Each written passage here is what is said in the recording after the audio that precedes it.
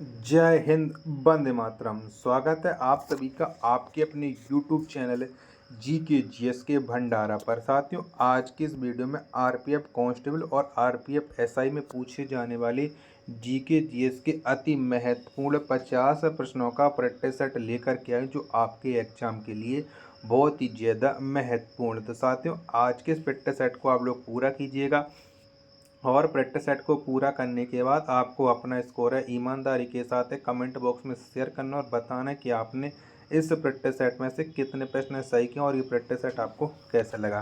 Practice set पसंद आए तो वीडियो को लाइक, कमेंट और चैनल को सब्सक्राइब करना न भूलें। तो पहला प्रश्न है आपके सामने कि आइसलैंड की संसद का नाम क्या है। तो क्या है? तो आइसलैंड की जो संसद है इसका नाम है एलिपंग। एक का राइट आंसर ऑप्शन संख्या बी इस प्रश्न का राइट आंसर हो जाएगा।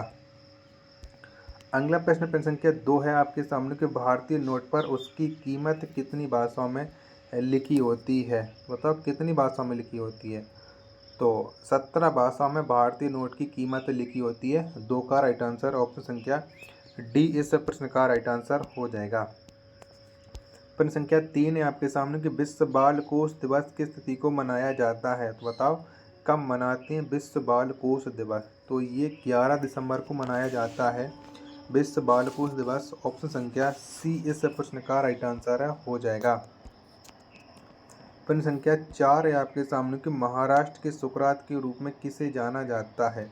बताओ किसको जानते हैं। तो महाराष्ट्र के सुकरात के रूप में महादेव गोविंद रानाडे को जाना जाता है। 4 का आंसर ऑप्शन संख्या ए इस प्रश्न का राइट आंसर हो जाएगा। प्रश्न संख्या 5 है आपके सामने गंगोत्री किस राज्य में है। तो बताओ कौन से राज्य में है ये गंगोत्री। तो गंगोत्री ये उत्तराखंड राज्य में है। 5 का आंसर ऑप्शन संख्या सी इस प्रश्न का राइट आंसर हो जाएगा। और यमुनोत्री भी आप लोग याद रखना, ये भी उत्तराखंड राज्य में है। प्रश्न संख्या 6 है आपके सामने कि बैंकिंग लोकपाल की नियुक्ति कौन करता है। तो कौन करता है। तो बैंक लोकपाल की जो नियुक्ति होती है वो राज्यपाल आरबीआई करता है। 6वां का आंसर ऑप्शन संख्या बी इस प्रश्न का राइट आंसर हो जाएगा। 7वां प्रश्न है आपके सामने कि विश्व डाक दिवस किस तिथि को मनाया जाता है। तो कब मनाते हैं विश्व डाक दिवस। तो 9 अक्टूबर को मनाया जाता है विश्व डाक दिवस। 7 का राइट आंसर ऑप्शन संख्या बी इस प्रश्न का राइट आंसर हो जाएगा। प्रश्न संख्या 8 है आपके सामने कि हे राम फिल्म के निर्देशक कौन है। तो बताओ कौन है। तो हे राम जो फिल्म है इसके निर्देशक हैं कमल हसन। 8 का आंसर ऑप्शन संख्या बी इस प्रश्न का राइट आंसर हो जाएगा। प्रश्न संख्या 9 है आपके सामने कि पहला डाक एटीएम कहाँ में खोला गया। तो कहाँ पर खोला गया था। तो पहला डाक एटीएम है ये चेन्नई में खोला गया। ऑप्शन संख्या डी इस प्रश्न का राइट आंसर हो जाएगा 9वां का। प्रश्न संख्या 10 है आपके सामने कि देश में बंजर भूमि का सर्वाधिक क्षेत्र किस राज्य में है। बताओ कौन से राज्य में है। तो बंजर भूमि का जो सर्वाधिक क्षेत्र है वो मध्य प्रदेश राज्य में है। ऑप्शन संख्या सी इस प्रश्न का राइट आंसर हो जाएगा। प्रश्न संख्या 11 है आपके सामने कि भारत में हाथी परियोजना की शुरुआत किस वर्ष से की गई थी। तो बताओ कब की गई थी। तो 1992 में हाथी परियोजना की शुरुआत हुई थी। 11 का आंसर ऑप्शन संख्या ए इस प्रश्न का राइट आंसर हो जाएगा।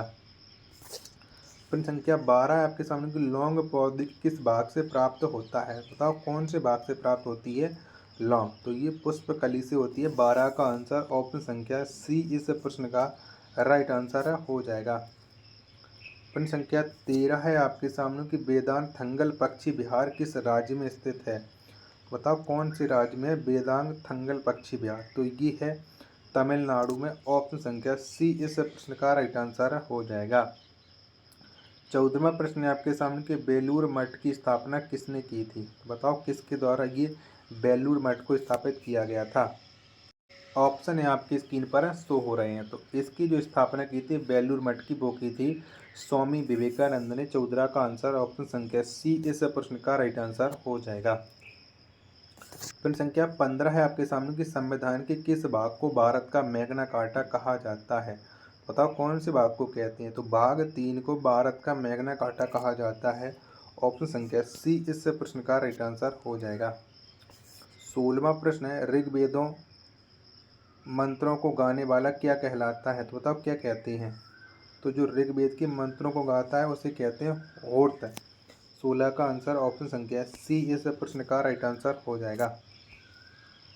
17वां प्रश्न है आपके सामने कि जय लक्ष्मी कप किस खेल से संबंधित है? तो कौन से खेल से संबंध है जय लक्ष्मी कप का? तो ये है टेबल टेनिस से। 17 का आंसर ऑप्शन संख्या ए इस प्रश्न का राइट आंसर हो जाएगा।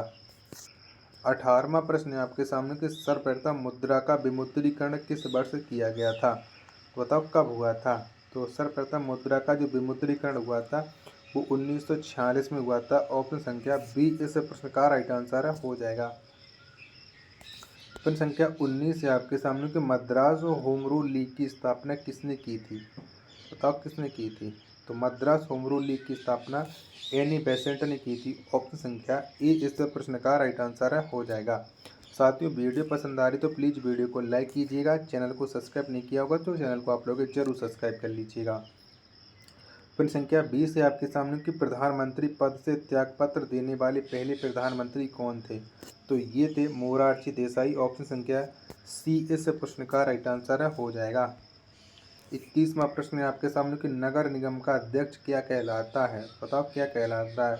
तो मेयर कहलाता है नगर निगम का अध्यक्ष। 21 का राइट आंसर ऑप्शन संख्या डी इस प्रश्न का राइट आंसर हो जाएगा। प्रश्न संख्या 22 है आपके सामने कि सामवेद मंत्रों को गाने वाला क्या कहलाता है? तो क्या कहते हैं? तो उद्गाता कहलाता है सामवेद मंत्रों को गाने वाला। 22 का आंसर ऑप्शन संख्या बी इस प्रश्न का राइट आंसर हो जाएगा। प्रश्न संख्या 23 है आपके सामने कि अब्दुल गफ्फार खां को किस वर्ष भारत रत्न से सम्मानित किया गया था? तो कब मिला था? तो अब्दुल गफ्फार खां को जो भारत रत्न मिला था वो 1987 में मिला था। 23 का आंसर ऑप्शन संख्या डी इस प्रश्न का राइट आंसर हो जाएगा। 24वां प्रश्न है आपके सामने कि मेयर्स कप किस खेल से संबंधित है? बताओ कौन से खेल से संबंध है मेयर कप का? तो इसका है मुक्केबाजी से। 24 का आंसर ऑप्शन संख्या ए इस प्रश्न का राइट आंसर हो जाएगा। 25वां प्रश्न है आपके सामने कि ऑक्सी श्वसन का अंतिम उत्पाद क्या है? बताओ क्या है? तो इसका जो अंतिम उत्पाद है वो है लैक्टिक अम्ल। 25 का आंसर ऑप्शन संख्या बी इस प्रश्न का राइट आंसर हो जाएगा। 26वां प्रश्न है आपके सामने कि विश्व प्रसिद्ध हेमिस गोम्पा उत्सव कहाँ में मनाया जाता है? तो बताओ कहाँ पर मनाया जाता है? तो ये लद्दाख में मनाया जाता है। 26 का आंसर ऑप्शन संख्या बी इस प्रश्न का राइट आंसर हो जाएगा। प्रश्न संख्या 27 है आपके सामने कि आजीवक संप्रदाय का अनुयायी कौन था? बताओ कौन था? तो आजीवक संप्रदाय का जो अनुयायी था वो था बिंदुसार। 27 का आंसर ऑप्शन संख्या ए इस प्रश्न का राइट आंसर हो जाएगा। प्रश्न संख्या 28 है कि ग्राम विकास की स्थापना किस वर्ष हुई थी? तो कब हुई थी ग्राम विकास की स्थापना, ये आपको बताना है। चारों ऑप्शन है आपकी स्क्रीन पर शो रहे हैं। तो 1974 में हुई थी इसकी स्थापना। ऑप्शन संख्या ए इस प्रश्न का राइट आंसर हो जाएगा। प्रश्न संख्या 29 है आपके सामने कि पोस्टल स्टाफ कॉलेज कहाँ में स्थित है? तो कहाँ पर स्थित है पोस्टल स्टाफ कॉलेज? तो ये स्थित है गाजियाबाद में। 29 का आंसर ऑप्शन संख्या सी इस प्रश्न का राइट आंसर हो जाएगा। प्रश्न संख्या 30 है आपके सामने कि चैतन्य महाप्रभु किस संप्रदाय से संबंधित थे? तो बताओ कौन से संप्रदाय से संबंध रखते थे चैतन्य महाप्रभु? तो इनका संबंध था गौड़ीय संप्रदाय से। 30 का आंसर ऑप्शन संख्या बी इस प्रश्न का राइट आंसर हो जाएगा। 31वां प्रश्न है कि आंध्र प्रदेश की मुख्य भाषा क्या है? तो कौन सी है? तो आंध्र प्रदेश की जो मुख्य भाषा है वो है तेलुगु। 31 का आंसर और ऑप्शन संख्या बी इस प्रश्न का राइट आंसर हो जाएगा। 32वां प्रश्न है आपके सामने कि नामदफा अभ्यारण्य किसके लिए प्रसिद्ध है? तो बताओ किसके लिए है? तो नामदफा अभ्यारण्य ये तेंदुआ के लिए प्रसिद्ध है।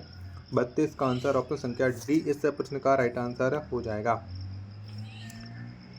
33वां प्रश्न है आपके सामने कि सर्वप्रथम इत्र बनाने की कला को किसने विकसित की थी? तो बताइए कला किसके द्वारा विकसित की गई थी? 33 का आंसर तो अस्मत बेगम ने इस कला को विकसित किया था। ऑप्शन संख्या बी इस प्रश्न का राइट आंसर हो जाएगा।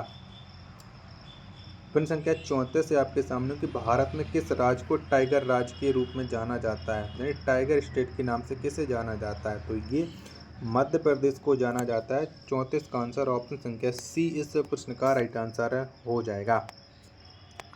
चलिए अगला प्रश्न है आपके सामने, प्रश्न संख्या 35 है कि नगीना मस्जिद का निर्माण आगरा के किले में किसने करवाया था? तो किसके द्वारा करवाया गया था? तो नगीना मस्जिद का निर्माण करवाया था शाहजहां ने। 35 का आंसर ऑप्शन संख्या ए इस प्रश्न का राइट आंसर हो जाएगा।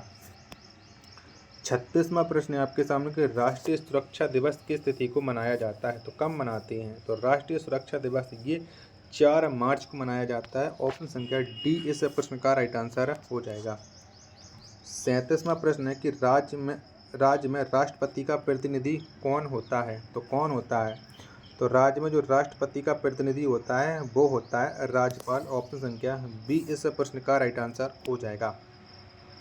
प्रश्न संख्या 38 है आपके सामने की सल्तनत काल में राजस्व विभाग का प्रमुख क्या कहलाता है? बताओ क्या कहते हैं? तो वजीर कहलाता है। 38 का आंसर ऑप्शन संख्या ए इस प्रश्न का राइट आंसर हो जाएगा।